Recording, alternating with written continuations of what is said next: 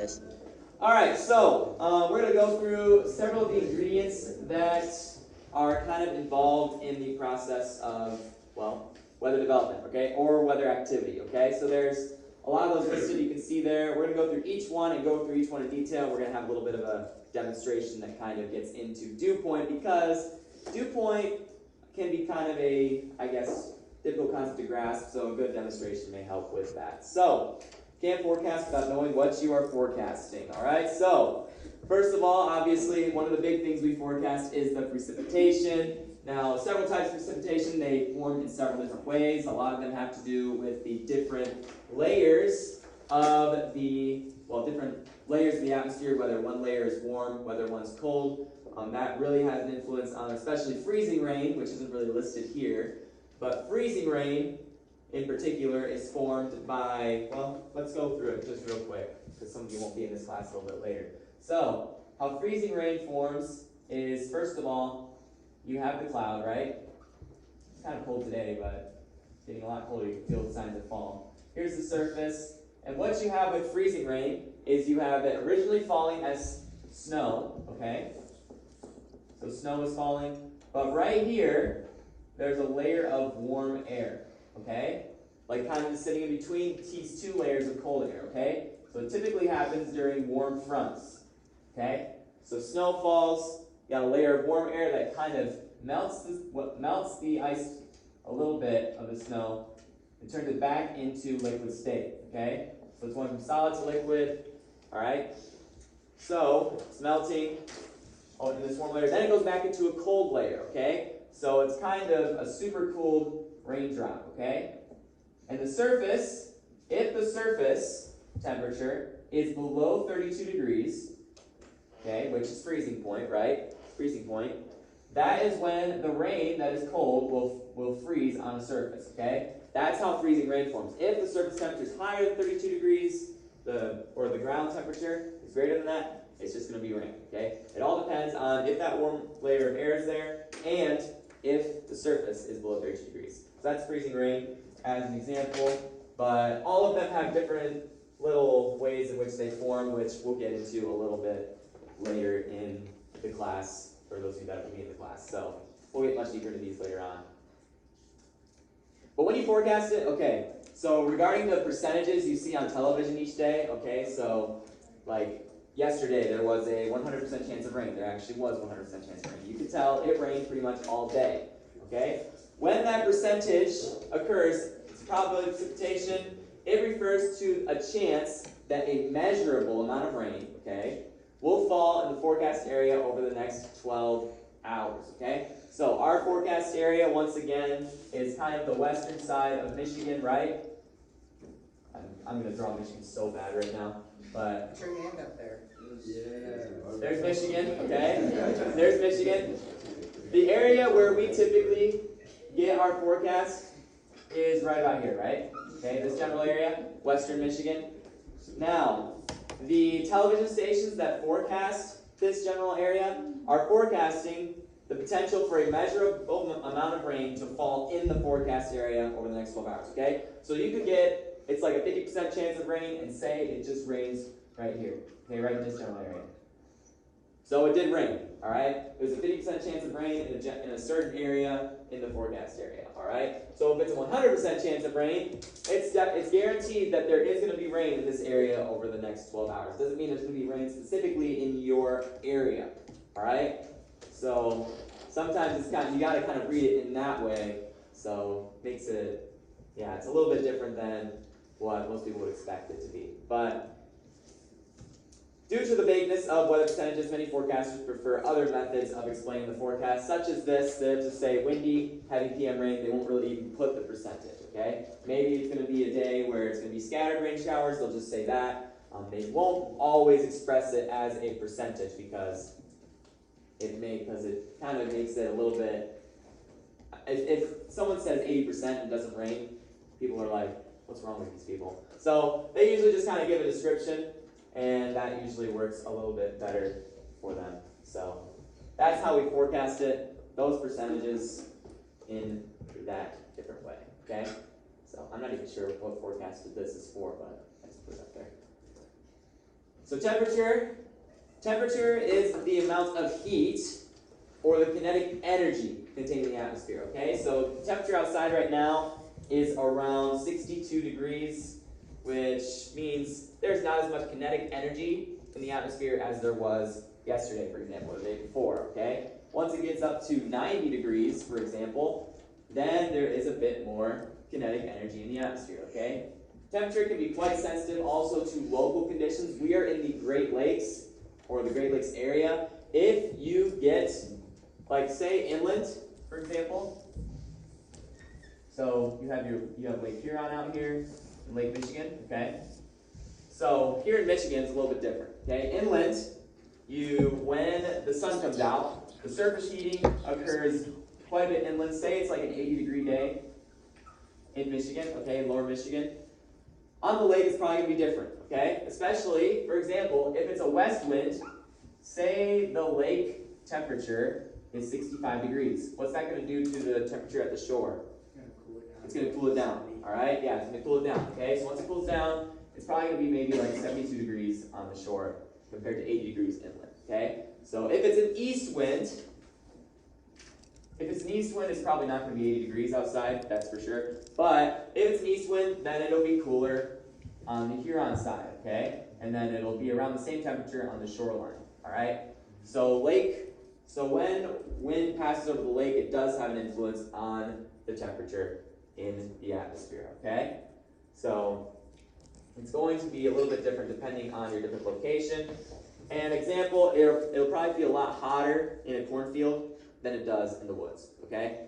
So that's something to consider as well. How much is the sun beating down on you in a cornfield compared to in the woods? So there's a couple things to consider there. But forecasters use single numbers to describe a generalized area of temperature. Well, I mean, it's kind of difficult to give every single place a temperature reading, but it's a generalized temperature for that particular area, okay? It's not really just the exact temperature for a given area. But we have a weather station coming to this place that we'll be installing. The weather meteorology class will be installing later on somewhere on the building, which we'll get our own little temperature data as well. What? You should just put it in the bell tower. Just put it in the bell tower. Well, that was a consideration. I gotta talk with Pastor because I don't want to just do it without asking him. But here's a question, okay? Which tends to be cooler after dark? The woods or the parking lot? The woods. Why do you say the woods? Because it's not getting as much sun during the day. Because it's not getting as much sun every day. Are you sure it's the woods?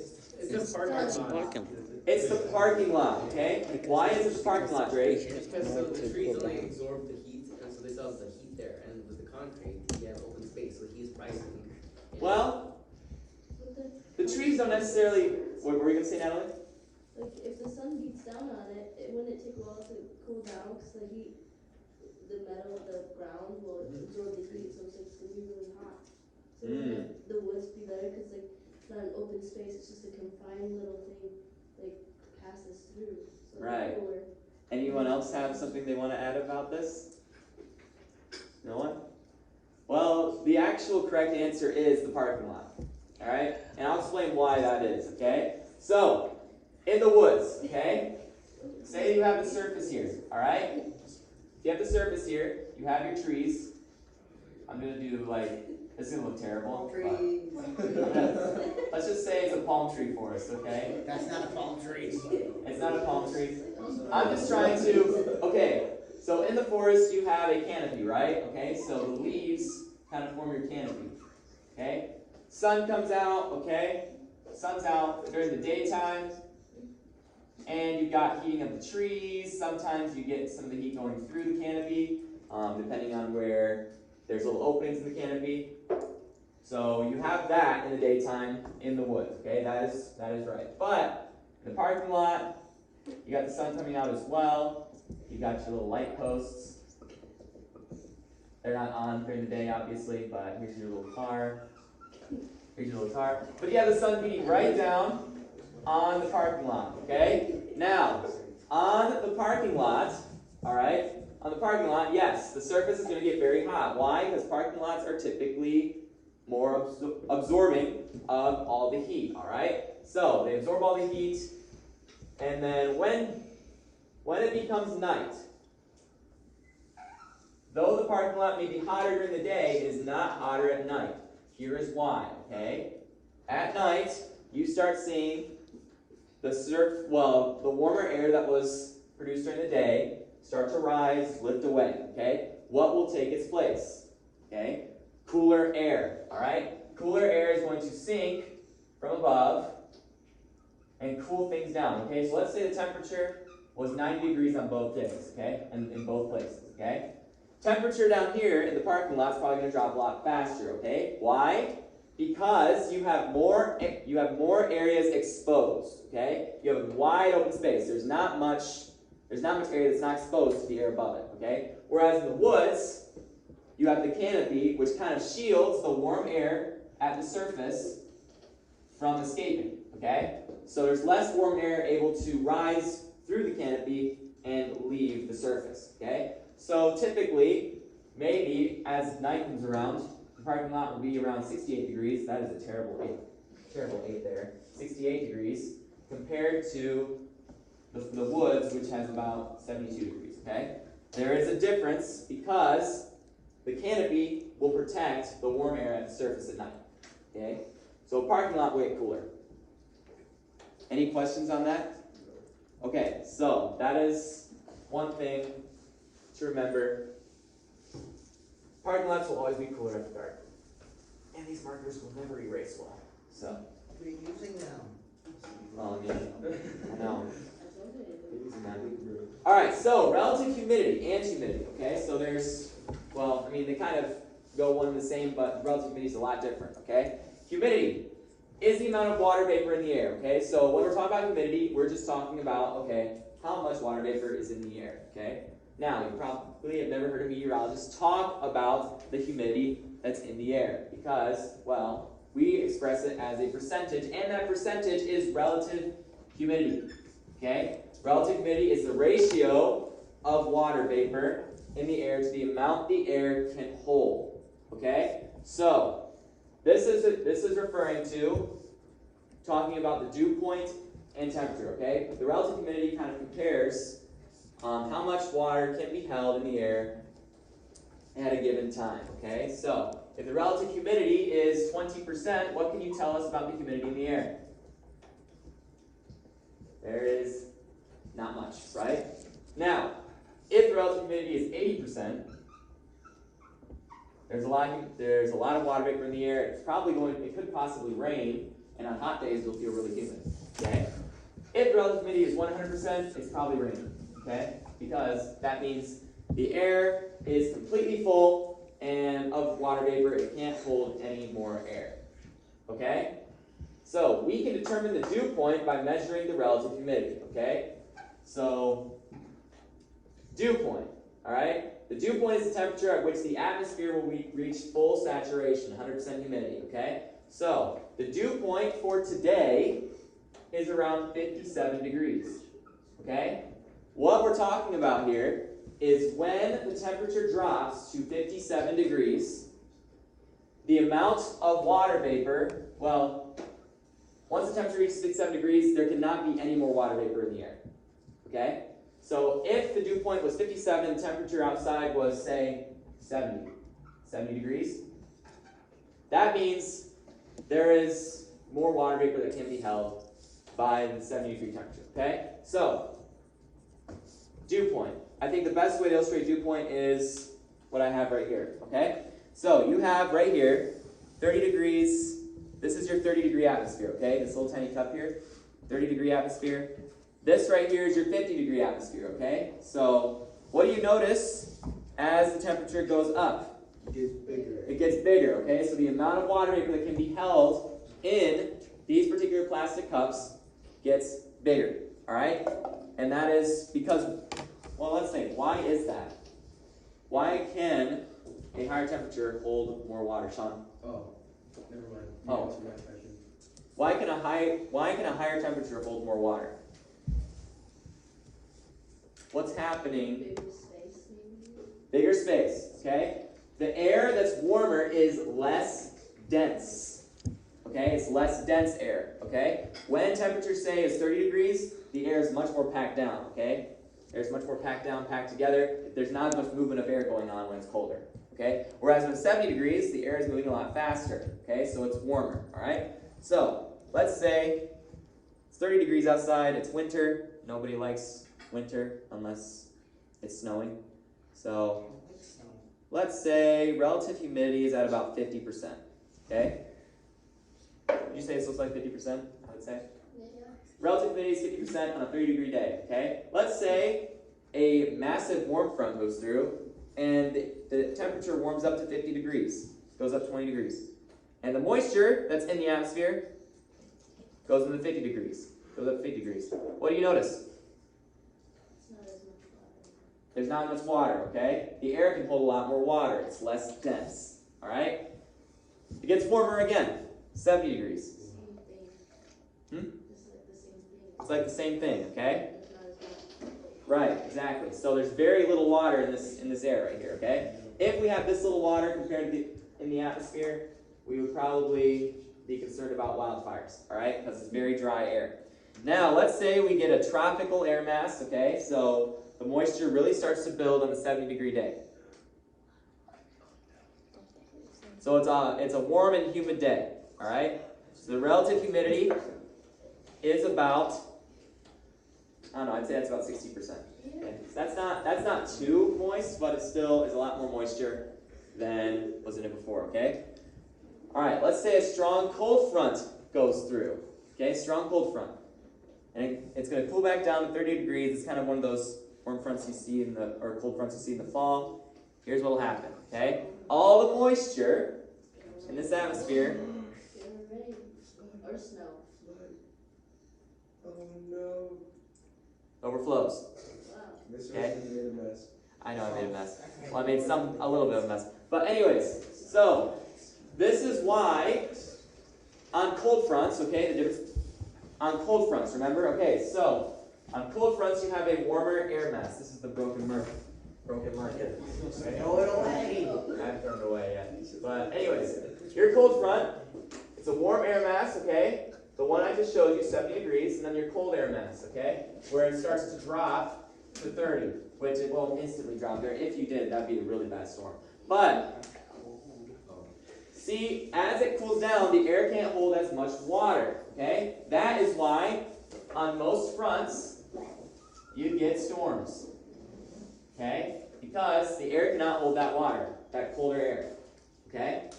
That's the same thing for any case, okay? Any just like typical summer storm you see. When the warm air rises, it's going to reach a point in the higher levels of the atmosphere where it's cooler than it was at the surface, okay? So let's say the air at the surface is 70 degrees, air up above is 45, okay? As it cools down to that temperature, the moisture that goes up with the 70-degree air is going to condense. And then eventually, if conditions are right, it is going to rain, okay? So dew point just tells us the temperature air needs to drop to in a given air mass for it to reach 100% relative humidity or potentially rain. Does that make sense? Yes. Okay, that is how dew point works. All right? Any questions on that? All right. Clouds, I just showed you this, but clouds obviously form when warm air rises. As it rises, relative humidity increases because it is rising into cooler air, as I just demonstrated, okay? The process of cloud formation, if the air is heavily saturated, can lead to precipitation and the thunderstorms, all right? So that's really more along the lines of heavily saturated air. In a high-pressure system, in a Canadian high-pressure system more like, you usually have cool, dry air, okay? So when warm air rises, there's not really enough moisture to condense clouds into thunderstorms, okay? So heavily saturated air is needed for thunderstorm development most often, okay? There are some cases where it isn't needed, but in most cases you need heavily saturated air for thunderstorms. Now, heavily saturated air may not always exist at the surface, okay? So let's say the relative humidity at the surface is 30%, but there's a warmer air mass up above where the relative humidity is at 80%, okay? In those cases, you might see situations where you may have storms that have a higher cloud base. So that means just the base of their cloud is higher than compared to the surface, okay? That means you might get some rain from high clouds at times. That occurs during summer, but it usually is more along the lines of you have to have some different type of setup. This is a more uncommon setup for weather than most. We'll look into that a little bit more in the meteorology class. You'll be able to figure out all of that with the soundings that we go through later on. When relative humidity is low, heat is taken in by water vapor evaporating into a low moisture atmosphere. And when it's high, heat cannot be used to evaporate more vapor, leading to heat just sitting there making you boil. Okay, so what this is talking about is when you sweat. Okay, for example, when it is 70 degrees outside. Okay, 70 degrees outside. Say you're playing a soccer game and you're getting really hot and sweaty. Now, if the relative humidity is 20%, it's likely that you're going to be cooler. Okay, why? You're going to be able to cool off real quick. Why do you think that is if the relative humidity is 20%?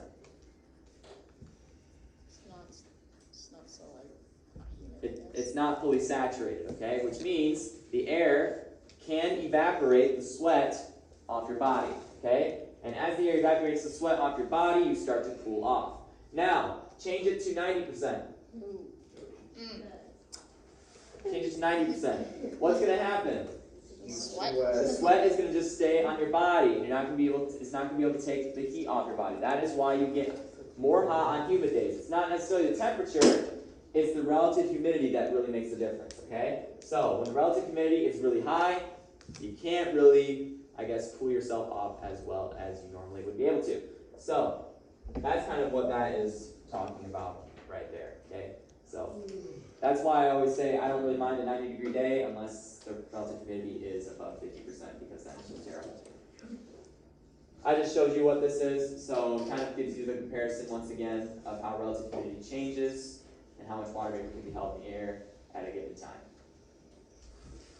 Heat index, I don't know if I had something on there for this, but heat index is the temperature that you actually feel in the air when, say, it's 70 degrees again and it's 90% relative humidity. There's actually a chart for this on the National Weather Service's website. So for example, it's supposed to be 86 later this week with high humidity. So if the relative humidity is about 70% at 86 degrees, feels like 95 degrees. Okay? That's how the chart kind of gives you kind of a comparison as to how it changes. But heat index is the temperature you actually feel in the air, and it combines the factors of temperature and relative humidity. And we already talked about this question here. Fahrenheit versus Celsius, if you're in the meteorology class, you'll want to know these two formulas, okay? So you may want to write those down in your little sheet there. So, the Fahrenheit temperature scale was developed by, well, obviously, his last name was Fahrenheit, Gabriel Daniel Fahrenheit in 1714. Alright, so this was quite a while ago. And then the Celsius scale was developed by Andrew Celsius, just like, it's obvious, it's the last names of the people. But the United States is one of the only countries to still use the Fahrenheit scale. Actually, it is the only country to use the Fahrenheit scale, from what I know. That's kind of why I put it in there. It's the only country to still use the Fahrenheit scale as its normal, I guess, as its regular accepted scale. Alright? Most countries now use either the Celsius scale, and chemists, for those of you in the chemistry class, use the Kelvin scale, which we'll get into a little bit later. Okay? These formulas are used to convert between Fahrenheit and Celsius, especially if you're in the meteorology class. Please know these formulas. Alright? You're going to want to remember those. But this little picture over here kind of gives you a comparison of Fahrenheit to Celsius. At 0 you guys should know this. At 0 degrees Celsius, the temperature in Fahrenheit is what? Jump. 32. 32 degrees Fahrenheit. Okay? 32 degrees Fahrenheit. And then at 100 degrees Celsius, you are at Fahrenheit. What up? What do you think? 144. Not 144. When you're at 100 degrees Celsius, you're actually at 212 degrees Fahrenheit, which is the boiling. So, yep. If you're at negative 273 degrees Celsius, I'm freezing. you are at what is called absolute zero. So 0 Kelvin, absolute zero, all right? Absolute zero means there is no matter movement. And when there's no matter movement, well, it's actually impossible to get there. So, because matter is pretty much moving at any point, any atom, anything like that. So, space. yep. Anyways, just a little tidbit there. But temperature, we'll get into kelvins in chemistry class, not in this class, because we don't use kelvins in this class. Really. And then you have wind. Wind is simply the movement of air based on temperature and pressure differences, okay? So, I showed you this earlier. As warm air rises, air around it will fill the gap, okay? That's what creates wind, okay? Wind is a significant factor in thunderstorm and severe thunderstorm development, especially when you have a lot of low-level and mid-level wind shear, okay? Those have a lot, that has a major role in the development of thunderstorm, okay? Winds vary at multiple altitudes of the atmosphere, okay? So, I showed you this with those maps that we looked at last week on Friday, okay? So, for example, at the surface, your temperatures might be coming out of the west. A little bit higher up, you may have winds coming out of the northwest. Actually, that's not really a conducive storm setup. Winds coming out of the south would be a more conducive storm setup for this area, okay? So, if we had winds coming out of the south, and then winds slowly shifting, or quickly shifting to the west, that wind shear, so at different levels of the atmosphere, okay?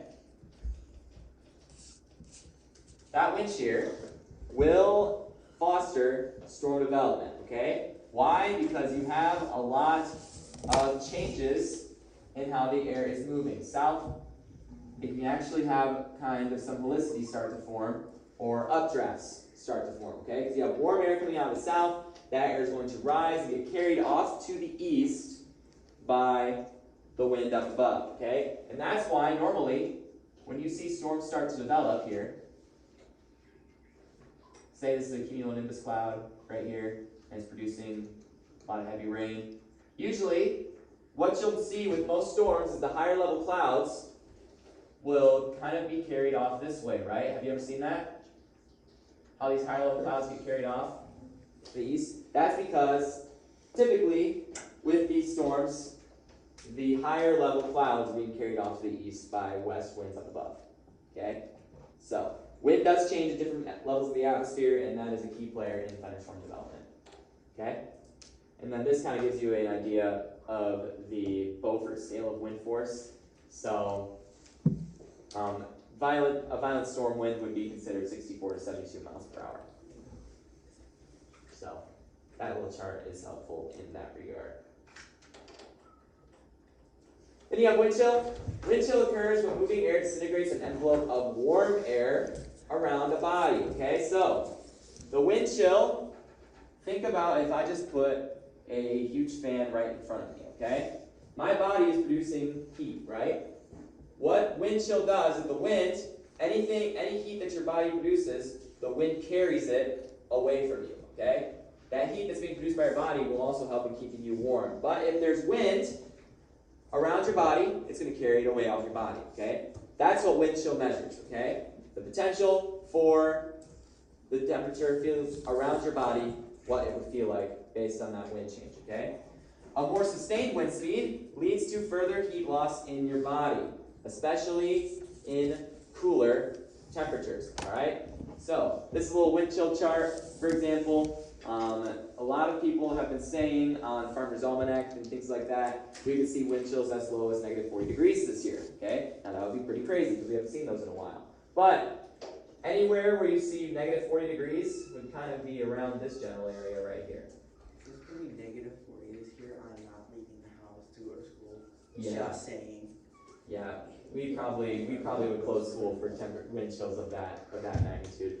But in order to have wind chills that cold, you really need to get to as low as 0 degrees, okay? And that's Happened before. yep. But you also have to have 60 mile per hour winds at 0 degrees, so that's kind of not an easy feat to reach. But it depends on the air mass and the situation that you have. But they do say we are going to have some very cold air moving in this winter, all right? So I would be surprised if we saw a lot of snowstorms and a lot of cold air, all right? So But this is a kind of a wind chill chart that the National Weather Service also provides, so feel free to look at that at your leisure. But it's a useful chart. And this chart also shows how long it'll take you to get frostbite. Okay, so at these temperatures, you get frostbite in 30 minutes. At these temperatures, obviously, this is very cold, you get frostbite in as little as 5 minutes. So pretty much you don't want to go outside or else you freeze. So that's how cold it can get. And if you've ever been to Minnesota, that is how cold it does get almost every winter. Okay? Well, people are crazy. Yeah. So it's pretty cold there. But last thing, cloud cover, amount of clouds blocking out the sky, has a key role in weather forecasting. Why? Because any clouds can shield the surface from being heated. Okay? Right now it's a cloudy day outside. High temperature today is only 62 degrees, okay? That is mainly because, well, partially because, first of all, we're in a cooler air mass at the current moment, but we also have a lot of cloud cover, okay? So that means the surface can't be heated as much and we won't be able to heat up to the normal temperatures we would see. Tomorrow, the sun is going to come out, and tomorrow, anyway. So, it will come out, and it will heat the surface of the ground, heat things back up to the mid-70s tomorrow. Okay, so that has a key role in weather forecasting as well. It can impact temperature, thunderstorm development, visibility, and the UV index, okay, or the amount of ultraviolet light being put on your skin, leaving you sunburn. All right. So cloud cover is that other key thing that you have to look at. All right. Any questions about any of the ingredients of weather forecasting that we have gone through?